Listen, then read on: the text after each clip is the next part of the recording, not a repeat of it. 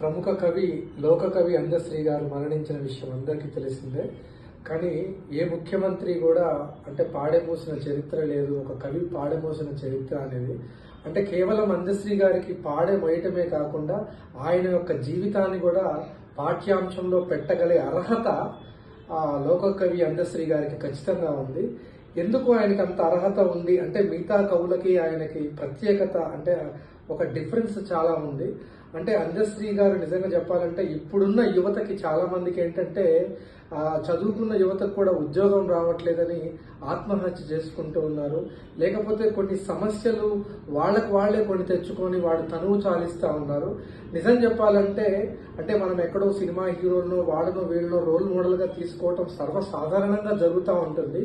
కాకపోతే అందశ్రీ గారి జీవితాన్ని కనుక మనం ఆదర్శంగా తీసుకోగలిగితే నిజంగా చాలా గొప్ప ప్రేరణ అవుతుంది యువతకు కూడా. ఎందుకంటే ఆయన నిజంగా ఆయనకి అమ్మ నాన్న లేరు, ఒక అనాథగా పెరిగాడు.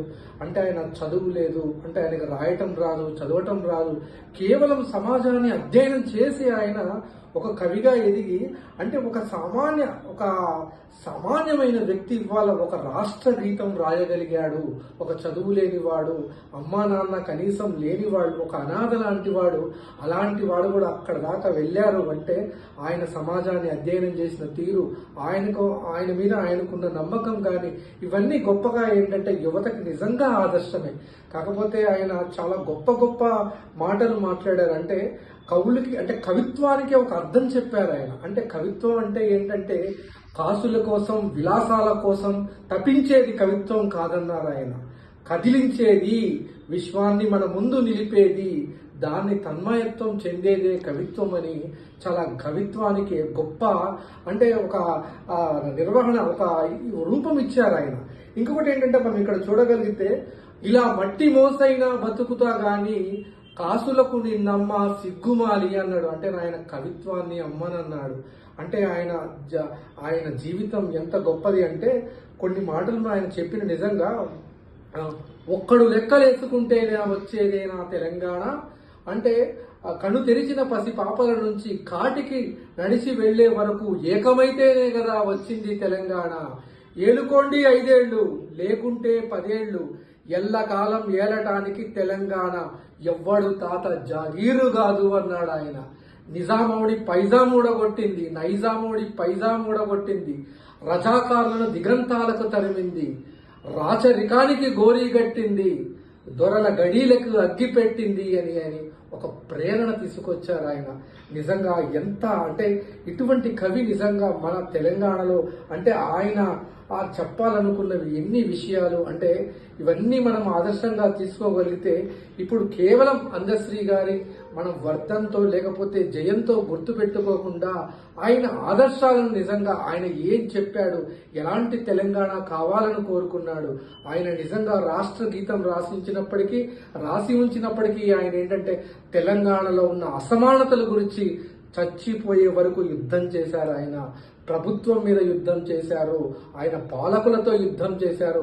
ఆఖరికి రేవంత్ రెడ్డి గారు ప్రభుత్వం వచ్చిన తర్వాత కూడా ఇంకా సమయం పాలించాల్సింది చాలా ఉంది, ఒకవేళ ఈ ప్రభుత్వంలో కూడా తప్పులుంటే ఖచ్చితంగా ఆయన ఎదిరిస్తాను అని చెప్పారు. అది గొప్ప విషయం. ఇంకొకటి ఏంటంటే ఆయన మనం చెప్పింది అంటే ఒక కవి ఎలా ఉండాలని చాలా గొప్ప గొప్ప విషయాలను ఆయన ఎన్నో విషయాలను చెప్పారు మనకి. అంటే ఆయన ఎప్పుడూ కూడా కవి అనేవాడు ఎప్పుడు కూడా ఎక్కడా కూడా ఒక సంస్థాన కవిలాగో లేకపోతే ఇప్పుడు వీళ్ళు చేస్తున్నట్లుగానో అంటే ఆయనకి చాలా క్యాబినెట్ హోదా కూడా ఇస్తా అన్నా కానీ నేను గ్రామ సింహాన్ని కాదు అసలైన సింహాన్ని, నాకు కుక్క బిస్కెట్లు వెయ్యొద్దు, నాకు పదవులు ముఖ్యం కాదు, నా సామాజిక తెలంగాణ కావాలి, ఇక్కడ మనిషిగా ఉండే అసమానతలు లేని తెలంగాణ కావాలి అని ఆయన రాసిన గీతాలు నిజంగా మాయమైపోతున్నాడమ్మా మనిషి అన్నవాడు, మచ్చుకైనా లేడు చూడు మానవత్వం ఉన్నవాడు అని గొప్ప అంటే అంత సాహిత్యం రాశారు. అంటే సమాజాన్ని అంత అధ్యయనం చేశారు. కేవలం ఇప్పుడు ఆయన సంస్థాన సభలు పెట్టేసి లేకపోతే ఆయన గురించి అంత గొప్ప కవి ఇంత గొప్ప కవి, ఆయన లోక కవి, ఆయన ఆ కవి ఈ కవి అని చెప్తున్నారు. కానీ అసలైన ఆయన కవి ఏం కోరుకున్నారనేది ముఖ్యంగా ప్రజలందరూ కూడా ఆలోచించాల్సిన అవసరం ఉంది. ఎలాంటి తెలంగాణ కావాలి నుండి ఎలాంటి మానవత్వం పరిమళించాలి, మనలో ఎటువంటి మార్పులు రావాలి అన్నప్పుడే నిజంగా ఇదంతా సాధ్యమైనప్పుడు మాత్రమే, అసమానతలు లేనప్పుడు మాత్రమే ఆయన ఆత్మ శాంతిస్తుందని ఖచ్చితంగా ఆయన పాఠాన్ని, ఖచ్చితంగా ఆయన జీవితాన్ని మొత్తం ఒక పాఠ్యాంశంగా రూపొందించాలని, ఖచ్చితంగా ఆ పాఠంగా మనం చదువుకోవాలని చెప్పేసి నేనైతే కోరుకుంటున్నాను. ధన్యవాదాలు.